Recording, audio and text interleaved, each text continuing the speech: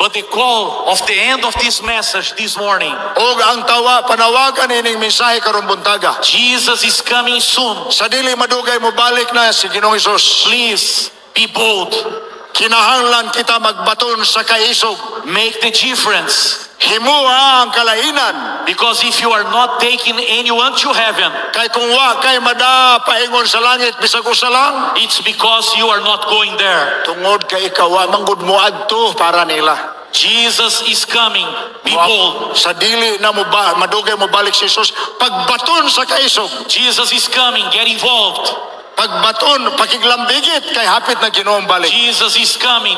Renew your hope. Sa dili madugay mo balik na ang Ginoo busa baguha ang iyong paglaom. Can you respond this morning to the Lord saying, I will go.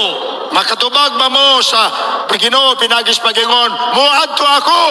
I will go to heaven. Muadto by ako sa God's langit, grace. pinagis sa grasya sa Dios. But I will go to reach out all my friends, neighbor, and family. Apan muadto sad ko aron akong maabot ang akong mga higala, akong mga silingan, akong mga parinti. And help them to be prepared to the second coming Aron of matabangan Jesus. sab nako sila nga maandam sa pagbalik ni Ginoong Hesus. If you'd like to respond today, Kung buot ninyong musanong karon, yes, Lord, oo Ginoo, count on me. iapil ko, I will go. muadto ko. I would like to invite you to stand now Tindog, because I would like Bretson, to pray tindog. for you. Kay gusto ko mag-ampo para ninyo. I would like to invite you to stand here in this church